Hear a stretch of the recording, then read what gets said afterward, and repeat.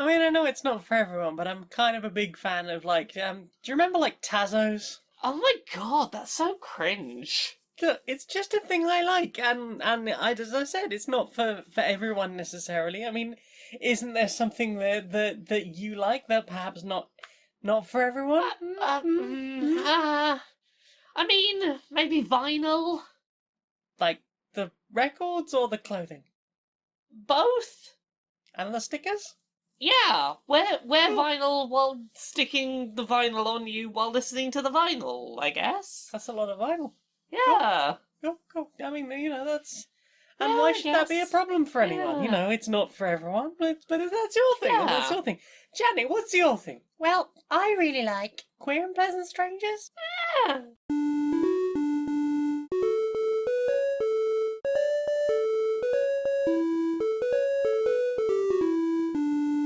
Greetings, strangers, queer and pleasant. I'm not Laura Kate Dale. And I'm not Jane Aerith Magnet, and welcome to another episode of Queer and Pleasant Strangers.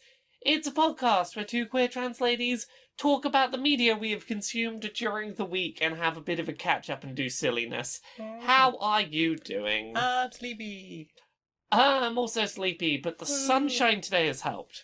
It has been nice. I went out and had sun touch my skin. We've had a bunch of July rain and greyness and dark we weather slumped outside. heavily into winter for a few weeks. Yeah, but there was vaguely some sunshine back, so hooray! Yay. Please, I would like a summer now that I can enjoy some summer. Oh, apparently there was like a month's worth of rain in London recently. So Yeah, the streets flooded somewhat the other day.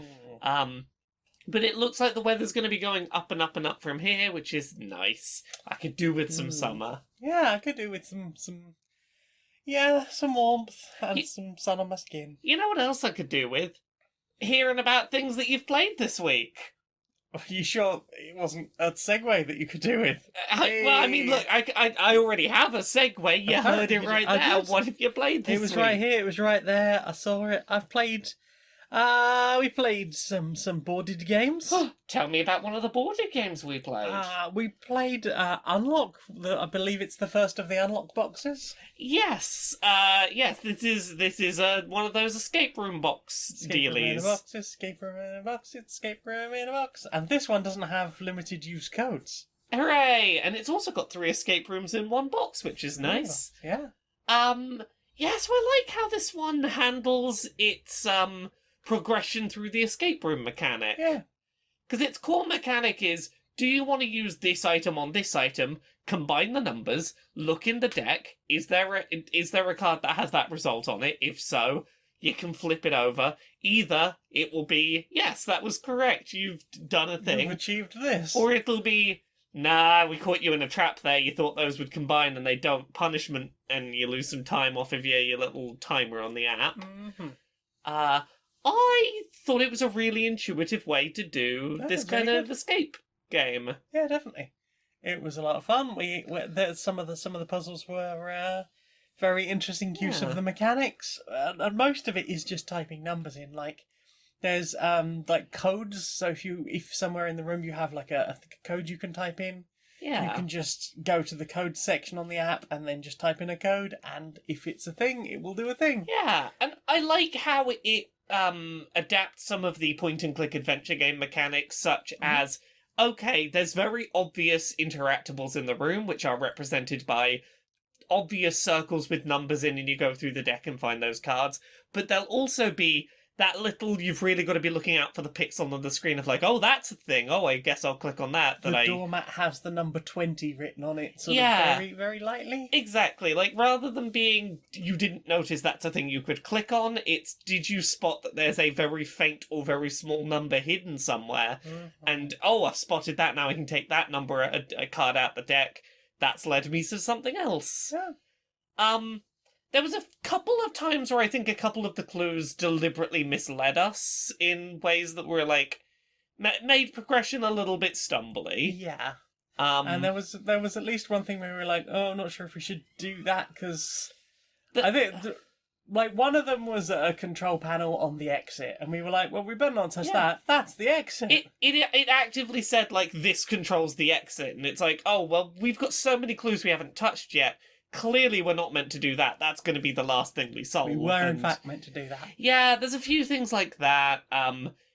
And initially we got a little bit scared off trying things for a little bit, because the first time we tried to combine two things and it gave us a failure and it was like, yeah, you did something wrong. You lose 3 minutes. Everybody go now. We panicked mildly, Yeah. but I think we got back into it. We got a little less scared to try things after that. Yeah, we did 2 out of the 3 in the box, because we need more people, really, ideally, to do the last one. And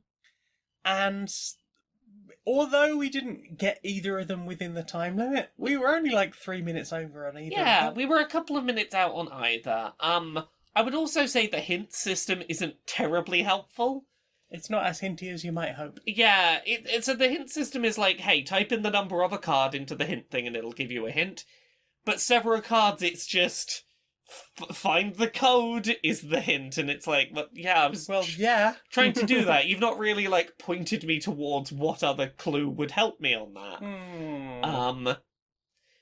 But overall, I think I liked the fact that it's reusable. Yeah. I like that there was several in the box. It's one of my favourite escape room boxes we've done. Yeah, I definitely preferred it to Pendulum because of the content. Yeah. And I think I preferred it to Exit because of the reusability, and Yeah. the art on it was really good. Oh, the art was especially really the fun. second one, which really reminded me of Day of the Tentacle. It was a very Day of the Tentacle-esque stop the evil scientist. Yeah, and there were a couple of things in that second one that weren't great. There was one, trace your route through this maze, where the icons were a little too big and they sort of blocked you from seeing the maze properly, and that caused us some problems. But overall, I had a lot of fun with this, and I would definitely... This is, I think, the first company that's made these escape room boxes where I'd go, yeah, I'd pick up another of these. Well, there's a good few in the series, so... Yeah. And I mean, the thing is, if a few of us within the group of people that have been doing these are hey, I'll get one, and then we'll pass it round. And then the next person goes, I'll get one, and we'll pass it round, and we'll send it off into the world. Exactly. Hopefully these play and pass games will continue on into the world. Yeah. What about you? Have you played anything else? I played a board game without you. Now that I am fully vaccinated, and so are my parents, I went back home and saw my parents for a little sort of overnight trip, and I played a board game that we got them for, I think, last Christmas. Possibly. And my parents had been a bit intimidated by the rule book, but bless. I'd played it. We'd played a similar Have you introduced them to one. Rodney yet? Pardon? Have you introduced Oh, them I've to Rodney? introduced them to Rodney, yeah. So, we've talked on this show about a game before called Azul Summer Pavilion. It is a drafting game where you have a bunch of tiles placed out in the middle of the table, and you can take all the tiles of a certain colour from a certain section of the table, and you're trying to basically fill out these individual cards by maximizing when you get these various colours of tokens, and there's a few modifiers that are things like every round a different colour will be a wild token, so you can use it, wherever you like, and things like that. So we got my parents a copy of Azul Stained Glass of Sintra, which is the third in the Azul series. Yeah, Summer Pavilion is the second, I think. Yes. So Stained Glass of Sintra shares a lot of core mechanics with Summer Pavilion, but changes enough to feel like a distinctly different game. I don't think it would be a waste if we had both of them in our collection. Okay. They feel separate enough. So at its core, it's still a drafting game. Different, much like Summer Pavilion, the pieces in this are gorgeous. They're lovely. Very good tactile tokens and game pieces in all the Azul games. But you're still dealing out sets of 4 to all these sections, and everyone's drafting them by colour and trying to do things with them on their board. But instead of trying to fill out these flowers, you're trying to build stained glass windows in various columns. There's a couple of additional mechanics that make this a little bit more complicated and maybe a little bit more thoughtful of a game. First of all, You can pick up as many tokens of a colour as you like, as you would in Summer Pavilion, but you have to put them all in the same column, which means that it's conceivable you might pick up more of a colour than you can put down. Maybe it's like, look, I only need 4 blues and there's 5 blues out there. This would complete my column in one go, but I'd have too many. And you then get punished for that. If you take more than you can put down in a single column, you get a little bit of broken glass, and that basically means some lost points at the end of the game. Agreed. There is a bit of a balancing act to, this will help me complete a column and get me points, but I will lose points at the end for it. Is it worth it? That you've got to think about. Mm-hmm. Azul Summer Pavilion has a mechanic where the first person to take tokens out of the centre of the table gets to go first on the next round. Mm-hmm. This has that same mechanic, but instead there is a slight downside as well. You get that first player token for next round, but you get broken glass, so you do lose some points at the end of the game, but you'll have an advantage next round, which I think, like, balances out really nicely so that it's not just the same people going first player token every time. Yeah. On top of that, there is a mechanic where when you put down your tokens in a column, you have to move this little character over to the column that you've placed them in. You can place your pieces in the column you're stood above right now, or any of the columns to the right. Mm-hmm. If you want to place it in any of the columns to the left of where you are, you have to use a turn moving your character all the way back to the left and not drafting anything from the middle. So part of the mechanic is about, trying... When you reset? Yeah, when do you reset? When you score columns, you win, you get the points for that column, but also any of the already completed columns to the right of it. Okay. So there's a balancing act of what order do I do these columns in, so that, like, if I do all the ones on the right first, I'm going to have to reset a bunch, but it means when I do the ones on the left, I'm going to get loads of bonus points for it. So I'm balancing... a bit of pushy luck in there. Yeah, there's a lot of different things to think about. In my experience, the best strategy I found in the maybe 4 or 5 games that we played was try as best you can to do these columns sort of from the right-hand side toward the left-hand side-ish, but don't go strictly the very right to the next one, because you're going to be resetting way too much if you do that. So maybe be like, I'll go like halfway down, I'll start filling in the 3rd, I'll start filling in the 4th, I'll start filling in the 5th, I'll go back to the start, I'll finish off 5, finish off 4, finish off 3, sort of hop around the board a bit. But yeah, it is really interesting. It's a little bit more of a... You have to think a few more turns ahead than you do in Summer Pavilion, and there are more consequences to being a little greedy than there are in Summer Pavilion. You don't have that the equivalent of that center flower where you can just dump your duplicate stuff that you don't need. There is no place to put the stuff that you don't want. There is no backup plan. It's here or it goes in the shattered glass. It feels like a really nice escalation of, do you like the core mechanics of Azul Summer Pavilion, but you would like something a little more complex but of the same nature? This is a really fun game. So yeah, I'm big into Azul Stained Glass of Sintra. I'm glad that one came out well. Yeah. What about you? What have you played this week?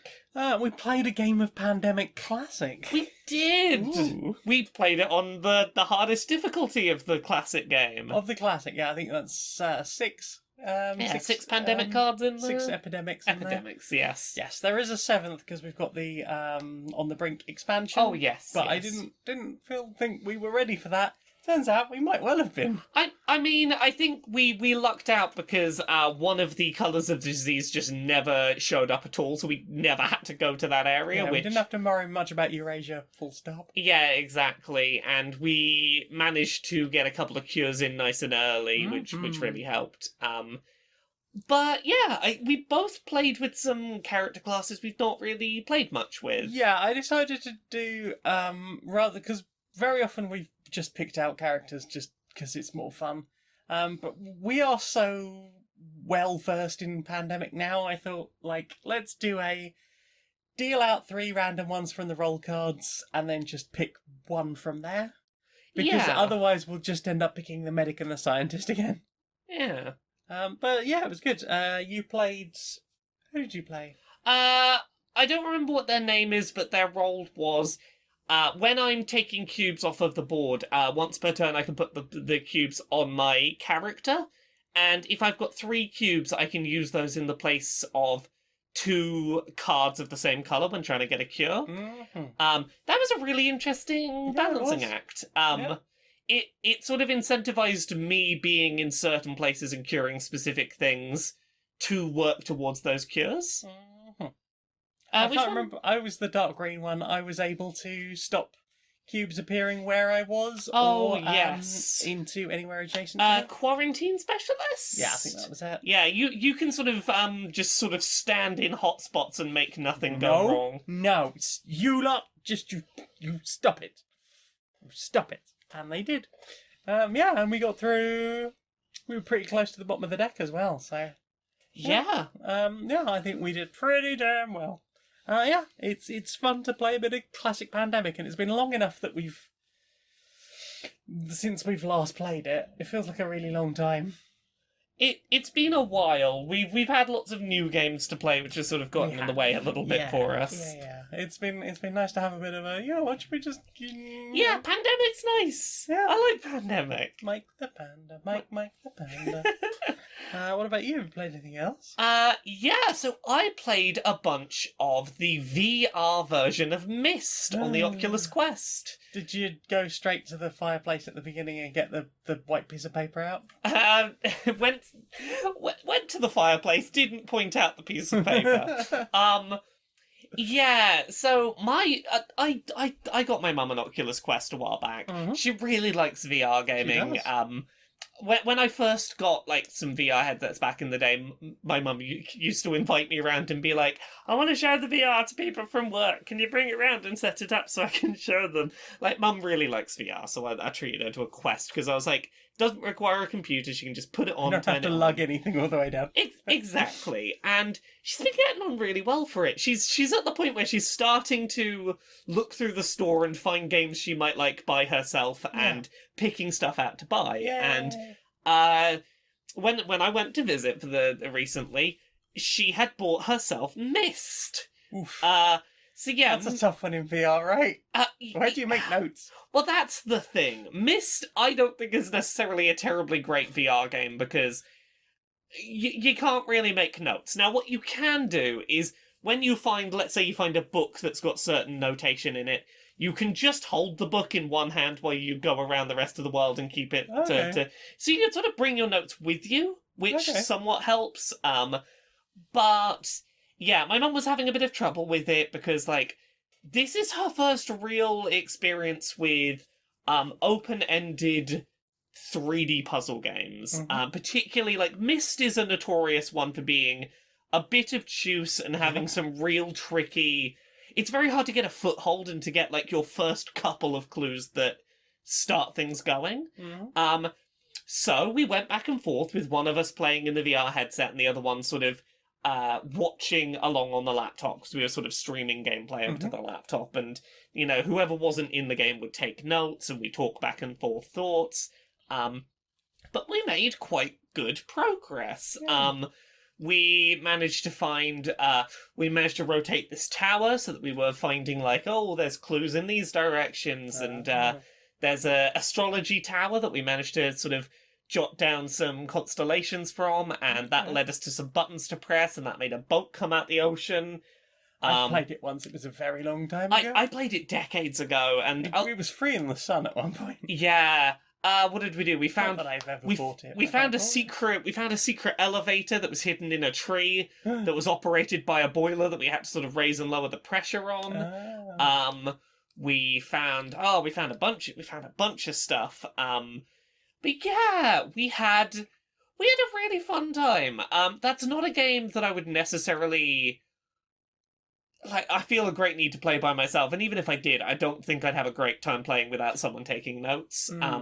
But it was a really nice cooperative experience, and it was really nice to introduce my mum to a lot of, like, there was a lot of explaining, like, okay, this is a thing that this genre of video games does. This is sort of how I've known to go and check that. Here's like explaining some of how the genre works, How the moon logic works. Yeah, how some of the moon logic works. Oh, yeah. But by the end of it, she seemed a lot more comfortable with this is how I VR game. How was that for motion sickness in VR? So you've got two options. You can either run around with the analog stick, or you can teleport around. Mum initially tried running around with the analog stick, got motion sick. Mhm.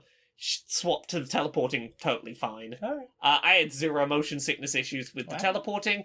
The only thing where I got like momentarily a little bit and then I was fine was there was one section where I had to go up and down a ladder like 10 times, and you're climbing the ladder by like using your hands to pull yourself up the wrong rungs of the ladder, and that was a little. It wasn't enough for me to need to take the headset off. Yeah, a little bit spinny there. It was like I'm starting to get strangely warm. yes, that was it. It's like I'm just not gonna go up or down that ladder for a minute, and I'll be fine. We'll pop somewhere else. But like in terms of like big 3D exploration VR games, one of the better ones for not being motion sickness inducing. It was pretty good. Nice. Yeah.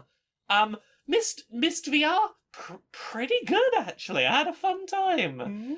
What about you? What have you played? I finished Torchlight 3. How was that? Eh, Yeah. I'm glad it's finished. Now I don't have to play it anymore. I feel like it was one of those ADHD things of I don't know why I'm still playing this, but I am kind of stuck in the loop. Yes. But now I've finished it. I'm free. I don't need to do any of the end game content. Bye. Exactly. Brain needs to have closure. Yep. Right, that's good. That game has no fucking subtitles. So for all the times I was playing it without the sound on, no idea. Don't know what the ending was. Something with some big thing that got a clockwork heart. From what I remember about that game, you're not missing much. Probably not. Yeah. Yeah. Game ended, and then it was like, do you want some post-game content? You can enchant things, and there's this whole dungeon. Dungeon. I was like, no, I don't care. Bye. Bye. What about you? Played anything else? We played the Space Invaders board game together. We did. It's been a while since we played that. It has. I really enjoy that game. It's a really good game. It's a bit of a table hog, but understandably because it's got to fit a whole set of cards on there. I really like the idea of a deck builder game where sometimes when a good card comes out and say the other player gets it, a bunch of that card become available to purchase with buying power. So you're not instantly like, oh, that's the best card and only you have it. Yeah. That you can start being like, oh shit, now's my chance to try and grab some of those. Mm-hmm. It feels like it gives some kind of parity between largely what's available to players, which is nice. I mean, really the only thing sort of keeping you away from stuff is whether you've got enough energy in your hand. Yeah, exactly. Unless people are shooting things without looking at them first, without probing them first, which, that's generally speaking like losing you those research points, which are an important currency to have.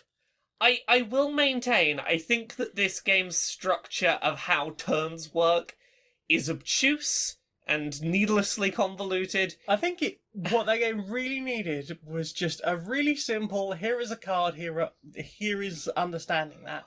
Because having to flick back and forth through the manual, like once you've read explanations for all those things, all you need is a bullet point list of, okay, I can, I draw a hand of cards, I research, I move or shoot or buy things. Yeah. And then I restart. That's it. Like, it needs what a bunch of other games have, which is the reference card every player has in front of them. Even that goes, the back of the manual. But yeah, this is the steps of the turn. Yeah. Because it is not intuitive. It does not instantly feel like... It doesn't make instant sense. I feel like every time we pick up this game, I'm going to have the same... ever so slightly distressed, like, wait, so what am I doing? For like 3 or 4 turns. Yeah. While my brain adjusts to... What is the order of this things? game's overly complicated way of doing things. Mm-hmm. Have you played anything else? I think that's everything I've played this week. I played one other thing. Tell me about the other thing you've played. I played no game. What is no game? There was no game, you see. Tell me about no game. There is no game, The Wrong Dimension. It's available on Steam. Oh! It's based on an old Flash game. Yes, I didn't know this was out. I saw trailers for this a while ago and I wanted to check it out. How is it? It's fun. Yeah. Have you played the Flash game? Yes. Yeah. Okay. So I think it came out in like August or December last year. Okay. It popped into my world because James Stephanie shared a capture of someone ripping on some dickhead in their stream. Oh, yes. And I was like, that game you're playing looks fascinating. Yeah. In the background of you just ripping the arsehole out of someone. Was this the shouting at the transphobe while they had Yes. the big booming voice? That's Jordan Rekanopoulos of The Axis of Awesome? Oh, is that them? Yes. Yeah, okay, well, that was the game, and I was in the background. It took me a while to track it down. I was like, that looks fun, I want to play that.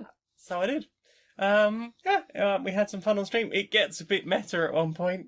I imagine. It injects some DLC. It's like, oh, do you want DLC? Do you want loot boxes? References to Superhot and Minecraft. And, it's a fun little experience. I think I'm about halfway through, maybe slightly on more than that. What's the full title of that again? There is no game. Wrong Dimension. Yeah. There is no game. Wrong Dimension. There's a really meta little point and click bit in it where you've got like a TV that's initially like there's no AV signal plugged into the back, so you have to move around the back of the TV and plug the video cable in, then go back round the front and deal with like what's happening on the screen, and then sort of unscrew the back off the telly and be like, oh, I need to adjust this over here. Are you downloading it now? I'm downloading it now because I've been wanting to play it and I didn't know it was out, and I'll forget if I don't do it now because ADHD brain. ADHD. It's a fun little experience that's very silly and certainly allows you to be just a massive goblin at the beginning. Tee. Is that everything you played? It's everything I've played. You also did some some puzzly things. I did. I've been doing the. So basically, I kind of was like, wouldn't it be fun to do a stream at some point where I just go through some of my twisty puzzles and just solve them? I'll just start with a table of twisted, fucked up puzzles, and then I will sit and solve them for the evening. That sounds like a really fun stream. I was like, it'll be my fixation Thursday. How's that? Yeah. So like that sounds like a lot of fun. Because initially it was like, gosh, it would be amazing if I had a 19 by 19 by 19 cube, and then just did like a 6-hour live stream of solving it. Oh, Like that would be really fun for me. I don't know if anyone else would enjoy I that. think it would be. I think you'd find an audience for that. I imagine it'd be like 6 or 7 hours to save that. That thing's like £7. Like £7.5 to like lift and twist and... LBs. Yeah, Not £7. Yeah. Yeah, it's about £700. It's like, no, I should really be saving for like a house or something rather than But big this cube. amazing big cube. Big cube. Big If cube. anyone wants to send me one, Big cube. Send Jane the big cube. hey promoters or anyone out there. And then I was like, yeah, but what about like the Minx puzzles? Because those are a lot cheaper at larger sizes, and that'd probably be quite a long thing. I was like, and then I discovered there was an Exa Minx that's like 300 quid. And that's a 9 by 9 Mega Minx, the 12-sided Oh, one. wow. So yeah, that's pretty fucking huge, and I imagine would be an awful lot of fun. So yeah, I was like, well, if I'm going to do a stream, what would I do? Well, start off with the basics, so 2x2, 3x3, 5x5, 7x7, 9x9. Yeah. You might have noticed I avoided at least one number there. Mm-hmm. I deliberately avoided the 4x4 because I don't like even numbered puzzles. No. Good ones are expensive. Yeah. Historically, they have had problems with slipping. I have a Rubik's brand 4x4x4, and it's horrible. Yeah. I tried to lube it, and it made it worse. So now it needs a deep clean, which I just can't be asked to do. So it's been sat there for nearly a decade now in that state. My Rubik's brand 5x5x5 is also just fucking horrible. But you got me that nice set with the 2, the 3, the 4, and the 5 in it. Yeah. By, I think they're Moyus. Yes. They're basically Speed Cube designs. They're very nice. But I've always kind of avoided the 4x4 because it has parity errors that just annoy the piss out of me. I was like, if I'm going to do this stream on Thursday, which will have already gone up by the time most people are hearing this, I should really do a 4x4. So I have sat down this week and been like, okay, what are some of the algorithms? One of them I already know is the rowboat one. Yeah. Which I wouldn't have thought would work on a 4x4, but apparently it does. So, Yay! But there's like a bunch of other ones that are just like, oh, this can be over here, and that's doesn't occur in any other way.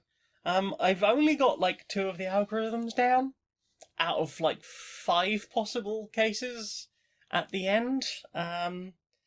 So I can't be asked. I'm just gonna have to go, well, I'm just gonna hope that shuffling it around a little bit more And trying sometimes it again, flipping the centers around a little bit, like messing around with the center pairing, will get it out of the things I can't do and into something I can do. Yeah. So that's what I'm doing. That's Sometimes fucking... that's just how it's gotta be. Exactly. So yeah, I've been largely solving all of those, no problem. Is that out? It comes out on Friday, but it started preloading today. Oh heck, Skyward Sword. Skyward Sword, yeah. Very hype. It'll be out by the time people hear this. Oh heck, well there you go. That's the thing you can do. So yeah, tune in on Thursday if you're listening to the early access version of this, which you can get for just $10 a month. I am excited to hear to watch that. I'm gonna studio lights. Yeah, Thanks. yeah. Remind me at some point on the day to bring lights down. So yeah, I'll do probably do the 2, the 3, the 4, the 5, the Mega Minx, and then just some of the weird ones. Like I'll do the Cat Cube because I think people might like to see the little kitty. Yeah, I've got a 2x2x2 Cat Cube. It's adorable. It's very good. Yeah, and that I think is everything. I think that's everything. Well then, time for this. Are you a fan of Rage Against the Machine? Yeah. Are you finding life today a little bit exhausting? Yeah. Are you a little bit low on energy and honestly a bit worn down by everything happening in the world right now? Yeah. Why not try apathetic frustration against the machine? I'm gonna tweet about this. I think that's where we ended. I was gonna follow it with something, but no, I think that's perfect. You all down there? Yep, ground control coming in. Yeah. Any update on the re-entry window? I understand there were some problems there. Oh, let me check my definitely very real notes. Oh no, sorry, I can't come back down to Earth yet, Elon. There's too much wind. And is the wind, is that dying down anytime soon? No, the wind's gonna be there for quite some time, unfortunately. Okay, what about, like, a different landing position? Oh, we had a backup landing spot, but unfortunately, endangered birds on the landing pad. Yeah, but like, I ruined that entire beach just to get up here. No, sorry, we're not allowed to move the birds, you see. But I ruined some. I'm good at ruining things. Can't I just ruin like a couple of birds? I'll pay for them. No, unfortunately, no. They say no. Right. Okay. Can we offer some money to a government and I'll just like land on some soft civilians or something? No, they're all busy. They're all busy having an international. That's the word. They're all busy having an international bouncy castle party. It's working towards world peace.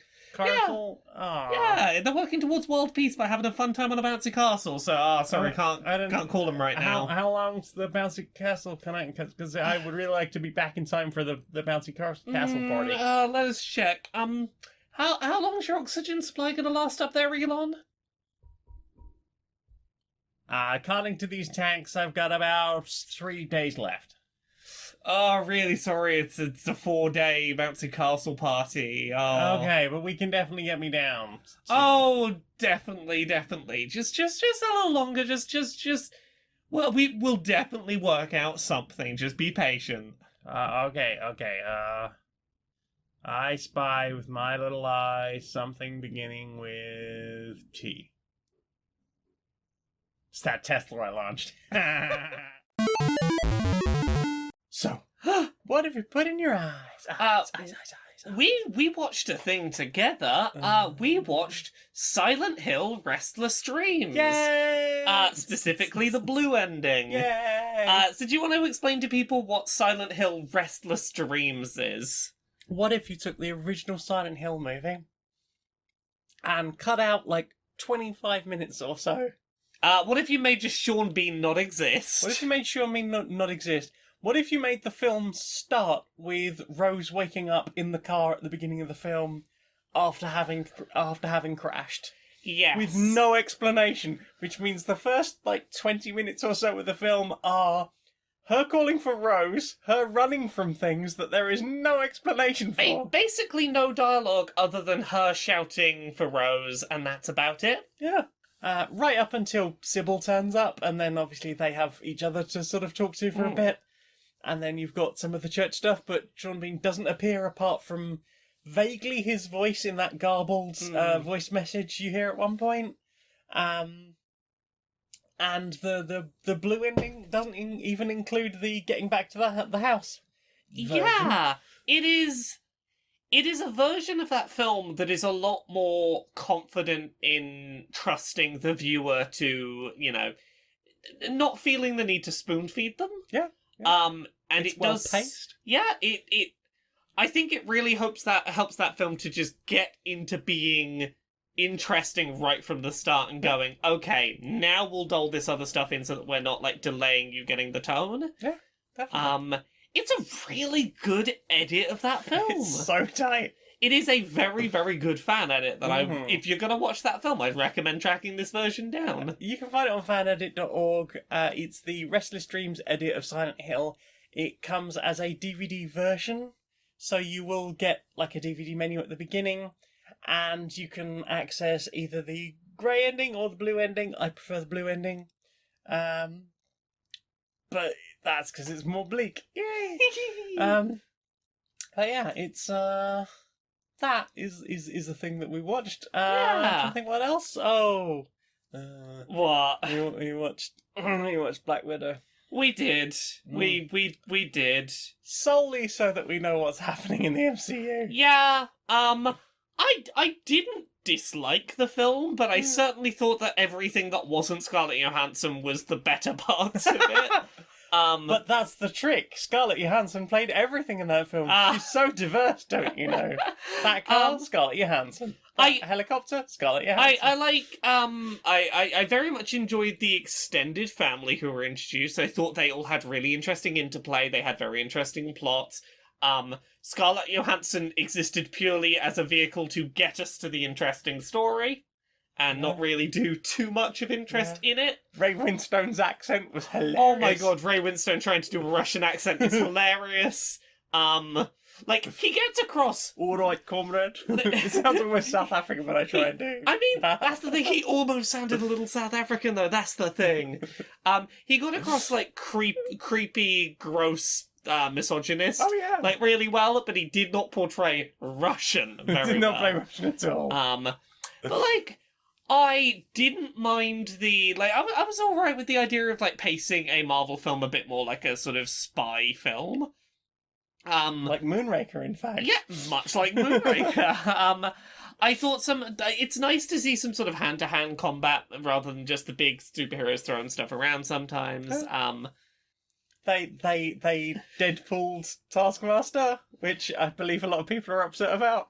I never read anything with Taskmaster in, so I don't care either way. Specifically not Ryan Reynolds. Well, okay, Ryan Reynolds Deadpool, but not modern Deadpool. The one where he had his mouth sewn shut. Yeah, the one from that Wolverine film. Was it Oranges? X-Men Oranges. Yes. I mean, look, it wasn't a bad time. I didn't have a bad time watching it, but like I wouldn't go out of my way to see it. No. I think the thing that sums up my feelings on this film really well is I saw multiple people on Twitter whose reviews of that film boiled down to, here's my review of the film. I've missed going to the cinema. The big bucket of popcorn's unnecessary, but it's kind of cool. And not mentioning the film at all. It's like, it was an excuse to go out to the cinema for many people, and Yeah. I can see how this would be that for people. It was... things blew up. Some of the graphics were very interesting. And really the only reason I wanted to watch it was, okay, there might be something that connects to one of the other films that I care more about. The post-credits is clearly tying into Falcon and the Winter Soldier, although that was supposed to...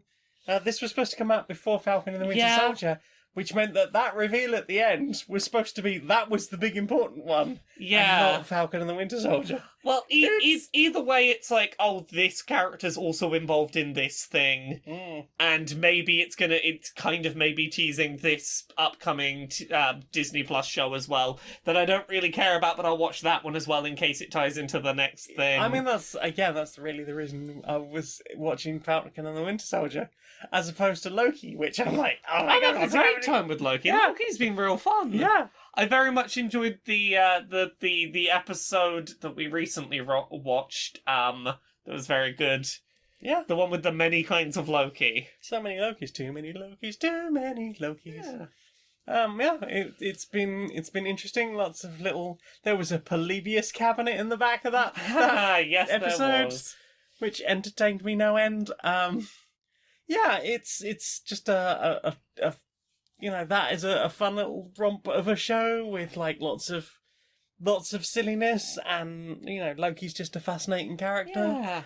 And that is more of what I've been interested in. Like give me more WandaVision, give me more give me more Loki. I don't care about the American military stuff. Yeah, I'm gonna watch Doctor Strange, but only because I hope that it ties into both Loki and WandaVision. It definitely ties into WandaVision. Well, I mean, yeah, we know how it would do that, and also I suspect from Loki's premise, this is also probably going to be relevant to.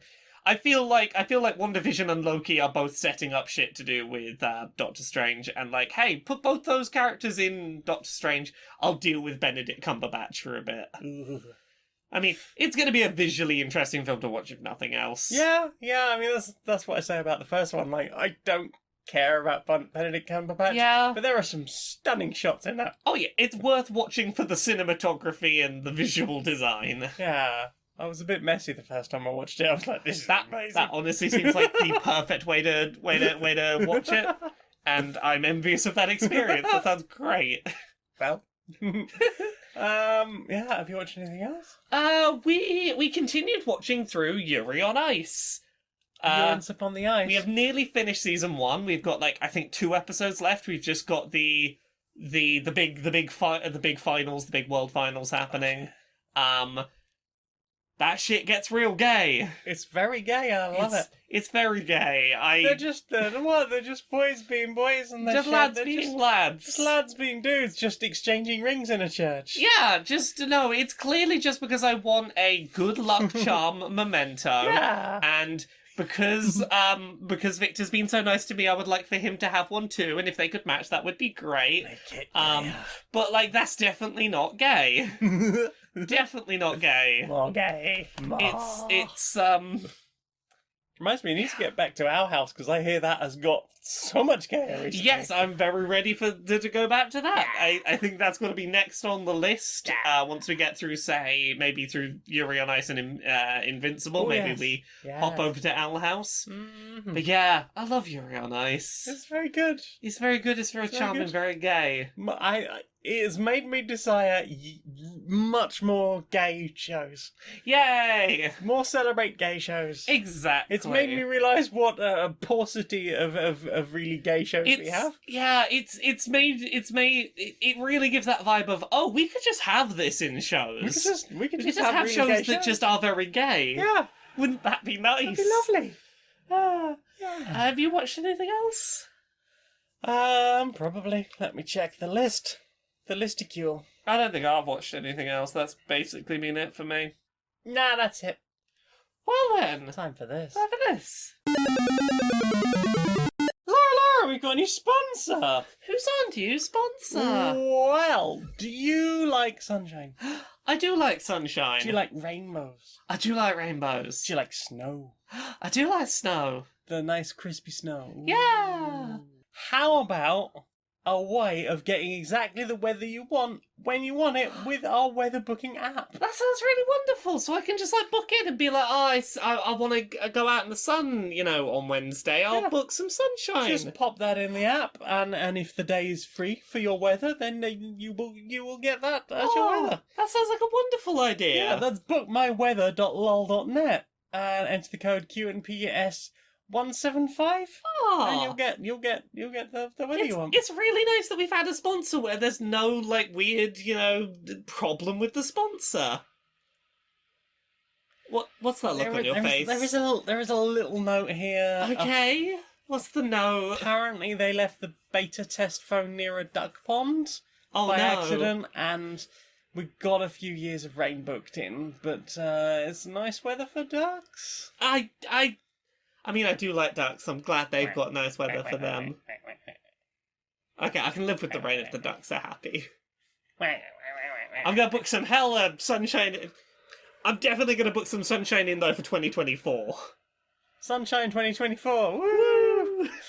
Vote Sunshine 2024. Inside the boardroom of Electronic Active Softworks. Hi. So, people have been wising up to the whole loot box thing. Yeah. It's a problem. People have realized that loot boxes, the odds of them getting the thing they want aren't great. It's a lot of money. They're starting to wise up that, maybe it's a little bit of a money-grabbing scam. Damn it. Yeah, so I've been brainstorming ways that we can maybe get people back into buying loot boxes, make them seem like less of a scam.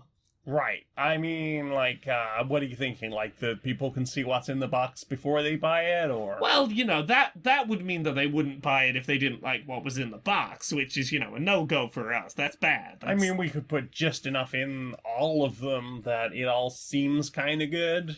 Well, I mean, that's maybe a good first step, be like, hey, you can look in one per day, but, maybe there's nothing in there you want, buy it and then buy a random one afterwards, maybe... Yeah, you can't get any more until you've cleared that one. Yeah, even if you don't like what's in there, you gotta buy it to buy others, Right.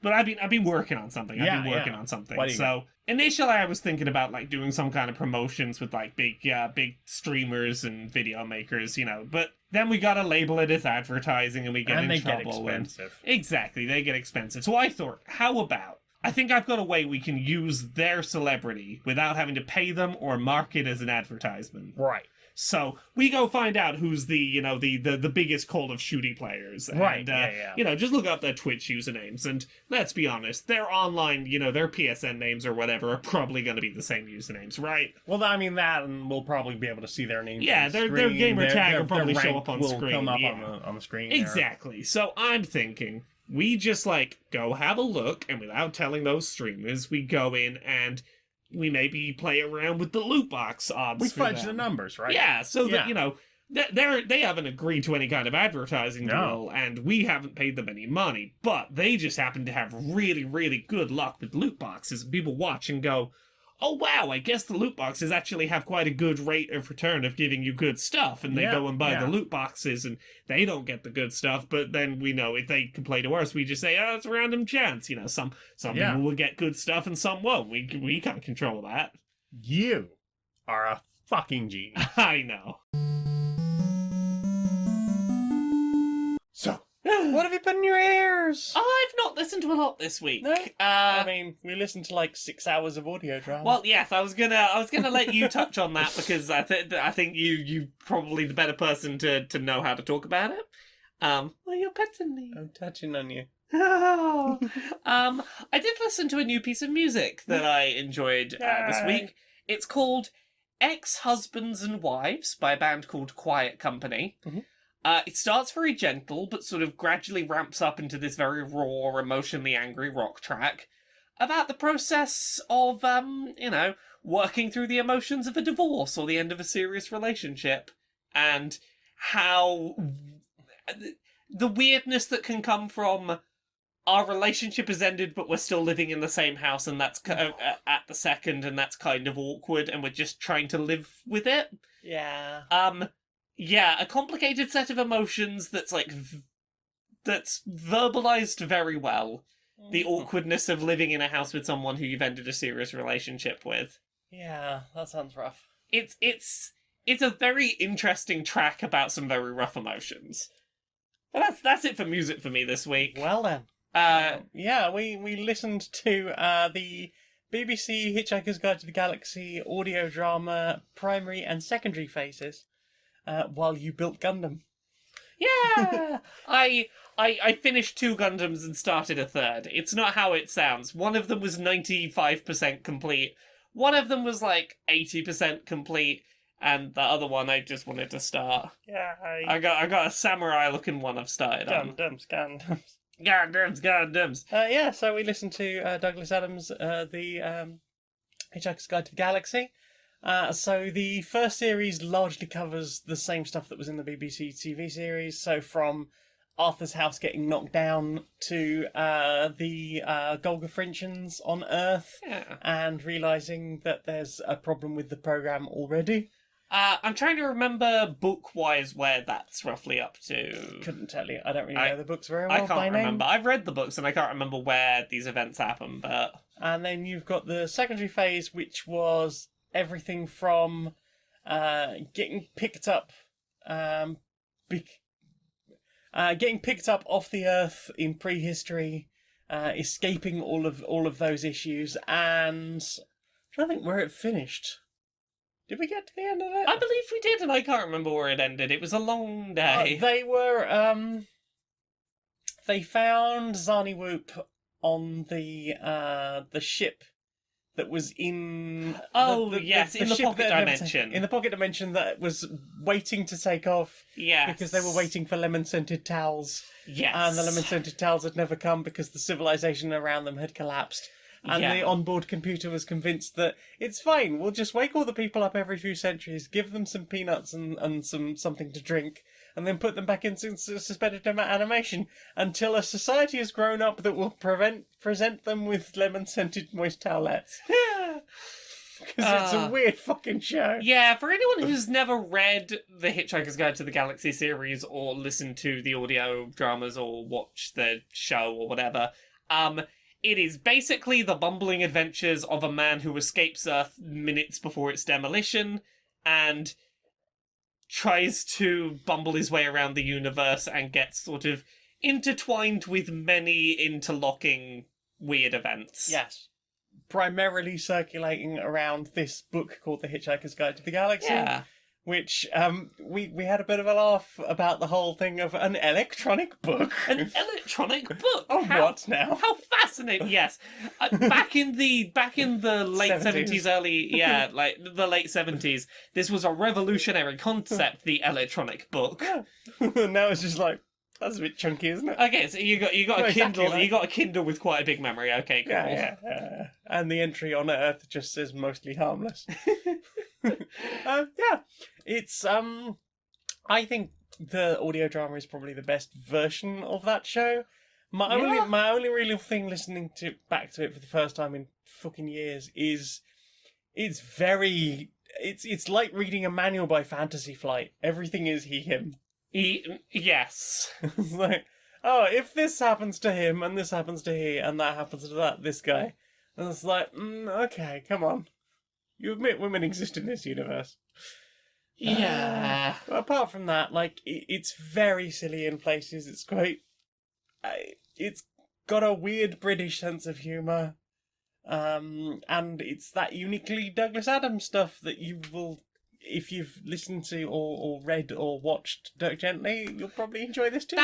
That's the thing. Dirk Gently is the same person, and you can tell that because, it's not quite to the same level, but there is a certain degree of very good luck and random happenstance taking a bumbling hero who largely is not equipped to deal with what he needs to deal with, But he'll survive. He'll be fine. He'll just sort of luck through it. Yeah. Douglas Adams has a real enjoyment for surreal sci-fi with a bumbling protagonist who's sort of just falling their way somehow successfully through it. Yeah. And that's very enjoyable. I'm a fan. I think by the time they get to the quandary phase, there's a whole thing about learning to fly. And the secret to learning to fly is just to forget to fall. Yes. Yeah, so it is just a case of not really knowing what you're doing and just something happening. Yay! Have you listened to anything else? No, that's about it for me. Did you listen to anything else? I am still chugging through the Magnus archives for the third time. Yeah, I'm on episode 96. I'm nearly halfway through now. Oh wow. Yeah, I've had a little bit of a binge. Don't know when I'm going to get time for that soon, because we've got a big project coming up. Yeah, we do. Yeah, that's going to be a lot of time for the next 6 or so months. Yes. Wink. We've committed to being like, oh, hooray, we can go back outside into the outside world again. Let's commit to a big project that takes up our time. Yeah.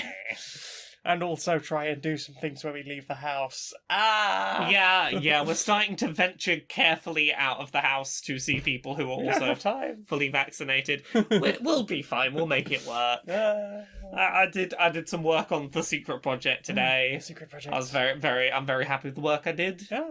I'm excited to see what you have done with that secret project. Wink. Wink. Stay tuned. We'll let you know. I think that's everything. Well then, time for this.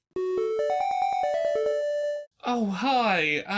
Can I please get 6 large Americanos? 6 large Americano. Yeah, 6 large Americanos, please. That's a lot of Americanos. Well, I'm getting them for the whole office.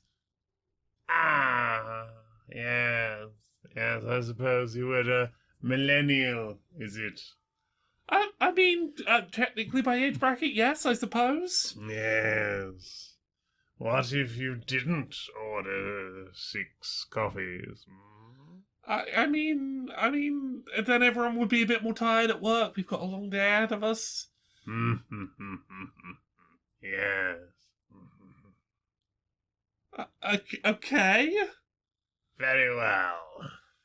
Here are 3 large Americanos. Do you want milk and sugar? They're over there. I'm sorry, why have you only made 3? And a little something here in the bag for you. What's in the bag? The keys to your new house. I'm very confused. What is happening? You're a millennial and you've bought less coffee. It's just like all those articles told you. Oh, goodness. Yes. Don't tell anyone. Thank you, mysterious magic coffee shop. Ooh, spooky. Guess I'll get the other 3 coffees over at Starbucks, I guess. Oh. Pardon? Oh, my keys vanished. My keys gone! I won't buy them. Yay! New from Electronic Actor Softworks. You want to feel rested. You want to feel calm and relaxed. Calm, relaxed. You feel relaxed and calm. Everything is very chill. Super chill. Maybe buy a loot box.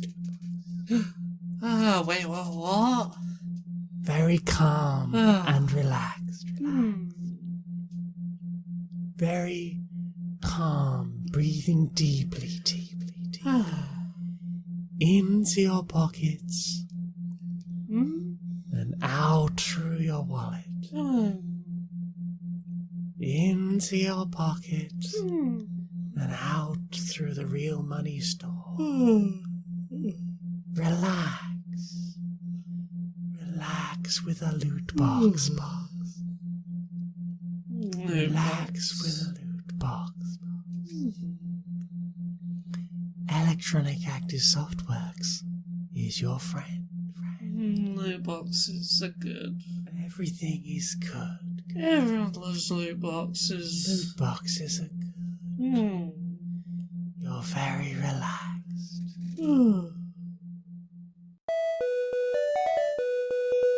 Questions, have questions. What's the questions? Tricky asks, what's a good garlic bread replacement for, I don't know, vampires possibly?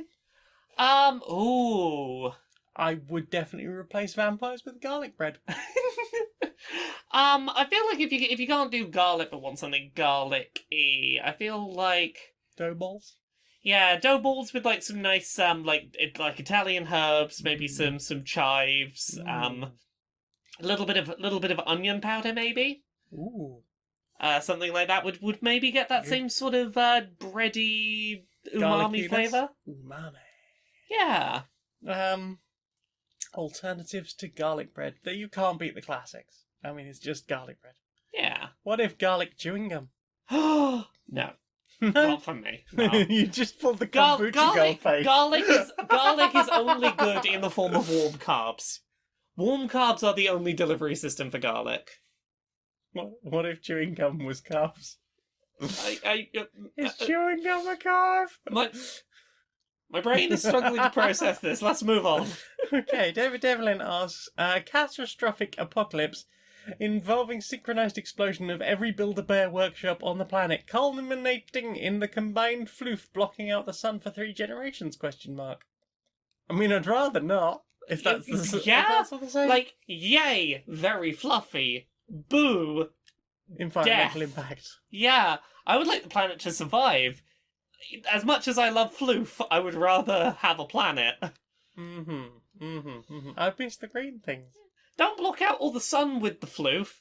Direct the floof to me. I will live in a house of floof.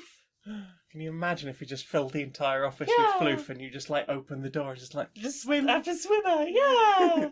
And occasionally you just peek out and it'll look like a gerbil house. Yeah. Where you just like, I've made a little warren in my office now.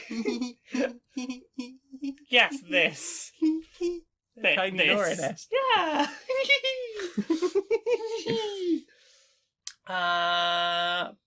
Pretrixilent asks, do you feel that people should envy you to your happiness?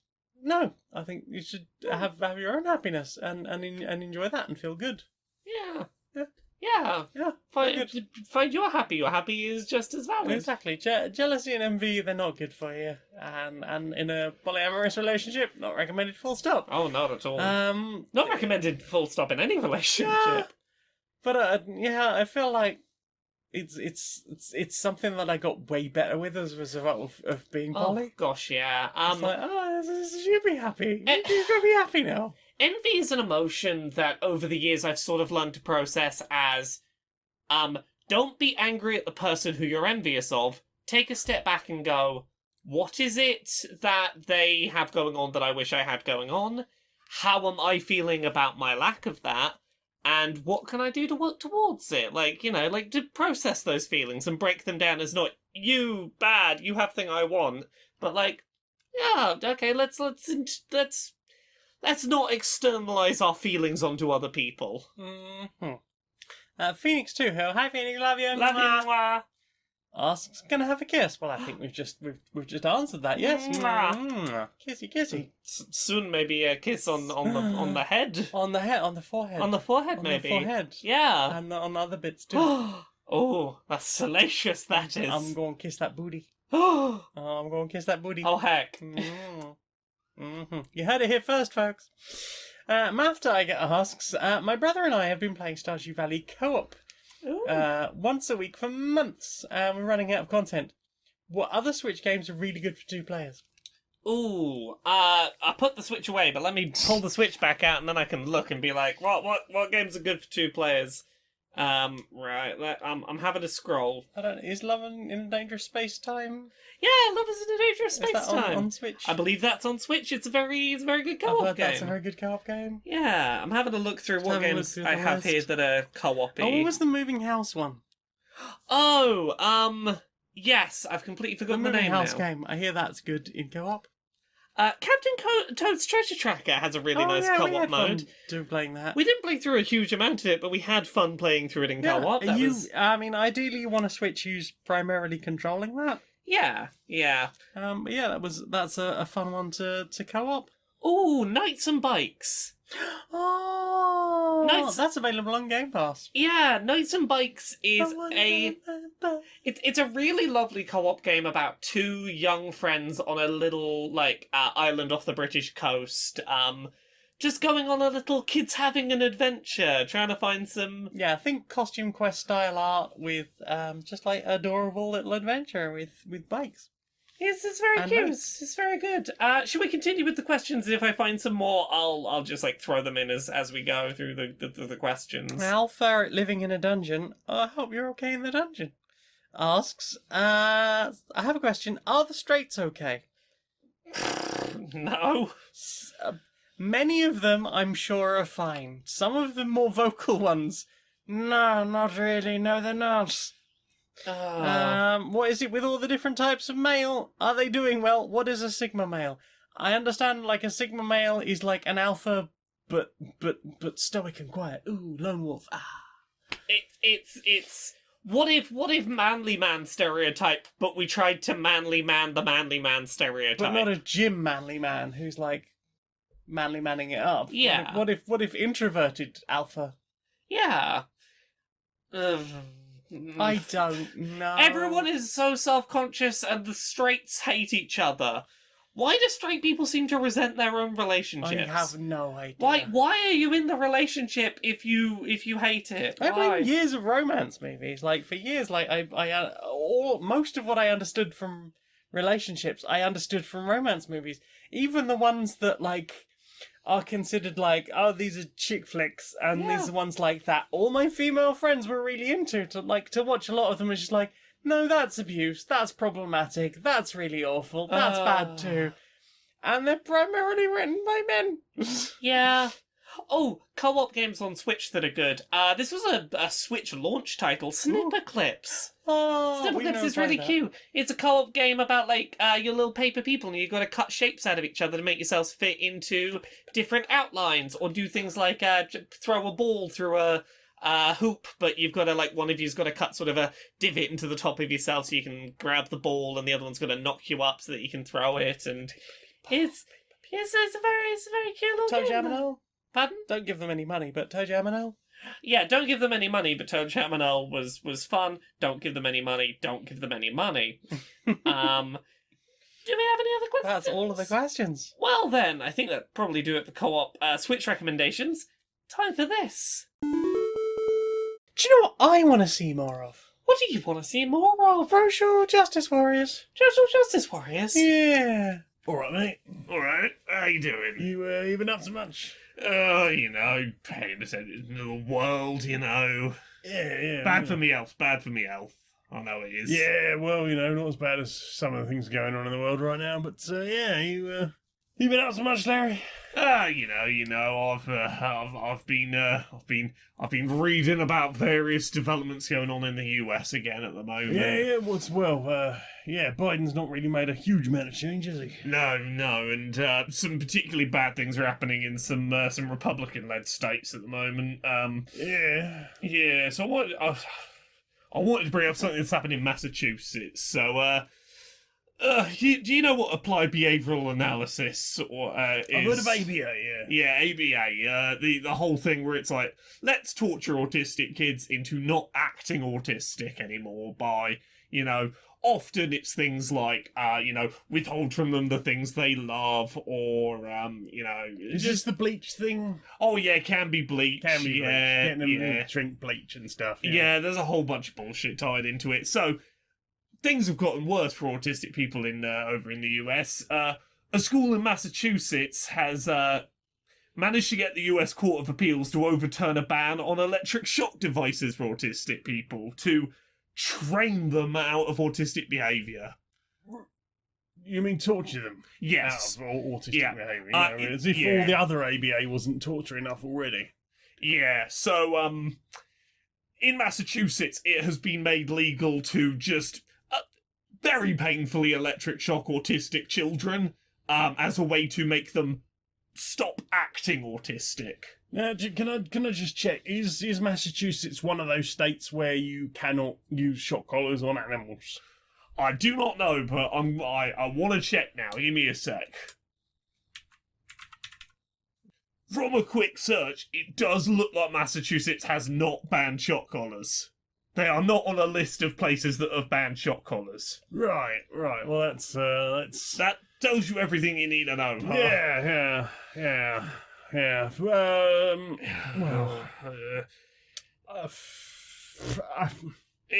a bit lost for words, I'll be honest, mate. It is absolutely disgusting that they think that people can be treated this way just because they're not acting quite the way other people want them to. Yeah, and just to give a sense of how bad this is, because it's one of those, like, I don't think people realise quite how minor the things that these shocks might be applied for is. This particular Massachusetts school has applied electric shocks for things including getting out of your seat without permission, tensing up for more than 2 seconds, hesitating before walking through a door, and saying, "Don't hit your head," as a way to try and avoid hitting their own head. Saying the words "don't hit your head" got them electric shocked. These people are monsters. These people are monsters, and look, generally, this is just a whole ass point, is autistic people are so often treated as subhuman, treated as, projects to be fixed through whatever means necessary, and so many autistic behaviours are completely harmless and only exist, are only considered bad because they're not normal, quote unquote, and, it is exhausting. People act as if these things are cures for autism, because they're not. All they do is they force all of the experience of being autistic to be entirely internal with no relief valve. Yeah. It is a horrible thing to put people through, and I've seen people in the autism community talking about this week. I have seen no wider conversation outside of specifically the autism community acknowledging this is happening, and it is barbaric, it is horrible, and more people who are not autistic need to pay attention to this and to be vocal about it, because the autistic community alone is not large enough to stop this. No, and frequently talked over for all sorts of things anyway, so, really need those allies to step up. Yeah. Do you want that hug, mate? Not a virtual one. A real one. Yeah, you are here. We're talking in person. We are right here. But I've been so used to hearing you say virtual hug, mate. I've been so used to saying it, mate. Oh. If you are consenting to such a thing, I have been waiting for this for fucking months. Like. Fucking months. Fucking months. Mate. Yeah. Oh.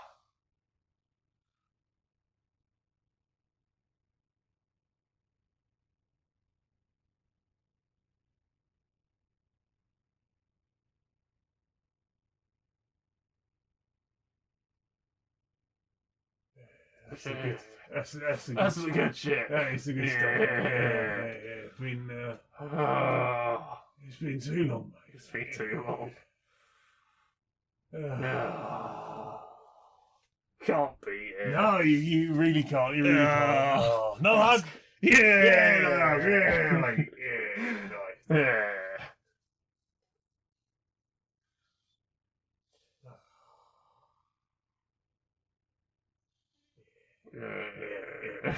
Definitely, mate.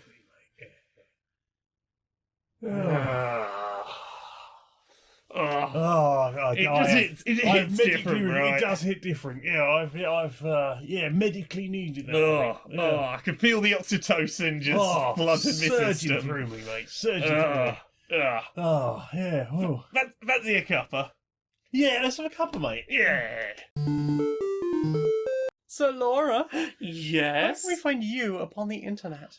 You can find me at Laura K Buzz pretty much everywhere. Laura K Buzz on Twitter, Twitch, YouTube, Patreon. That's the one that pays the bills. I got books. Uncomfortable Labels. That's out now. Things I Learned from Mario's Butt. That's out now. I remember what books I've written. Gender Euphoria. That's out now. Other than that, the main thing is on August 6th at 1 p.m, I'm hosting a trans rights protest outside Downing Street in London. If you are UK-based and want to come have a big protesty shout outside of Boris Johnson's house about how trans people are treated, come along to that. I've been working hard trying to get that ready, and I'm very, very proud of myself for that. I've got some speakers. Yeah. You're sorting out first aiders Yeah, and stewards. we've got about 3 hours of speakers, I think, planned, which is going to be really nice, giving sort of like 10 to 15 minute speeches each. Yeah, we got a whole day planned, and it's going to be good. Also, it's near an accessible tube station that can be accessed from train level up to street level via escalators with no gaps or steps, and there are nearby places to get food and drink that aren't exorbitant London prices. Lifts as and well? Pardon? You said escalators. Any lifts? Lifts. Sorry, Oh, I meant okay. I meant lifts when I said escalators. I'm tired.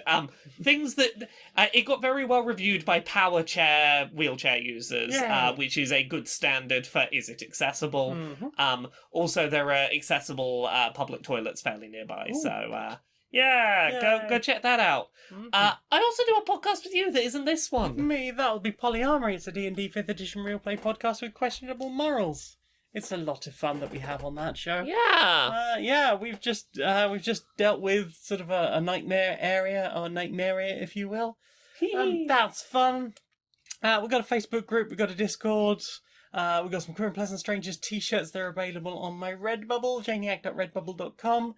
The one that pays my bills is Stone Monkey Radio on Patreon. For as little as $1 a month, you can help me justify a 76-hour work week, please. Please. Ideally, by the end of the month, I would really like to hit 25 supporters on there. So go on, just for as little as $1 a month, you can help me justify all of this nonsense. Yeah, I think that's everything. Oh, streamerlinks.com/Janiac, JANEIAC. That is all of my links to all of my stuff, all in one place. You just you go there and there's clicky buttons. It's very easy. I Twitch stream as well. You can enjoy that too. Thank you very much for joining us, Laura. You sing us out, please, darling. Until next time, be a stranger.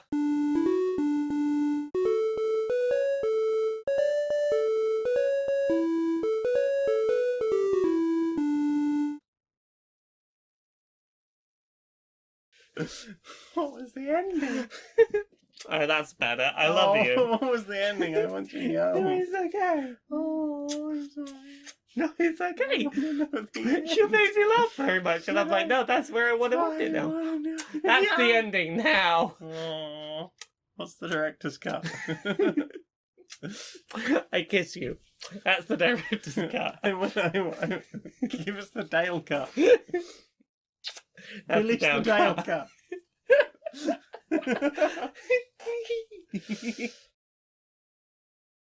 Never He's gonna got- happen, but No, I can hope. Titty. My titty hopes. Titty hope. That's my hope titty. Hope is stored in the titty. Hope is stored in the titty.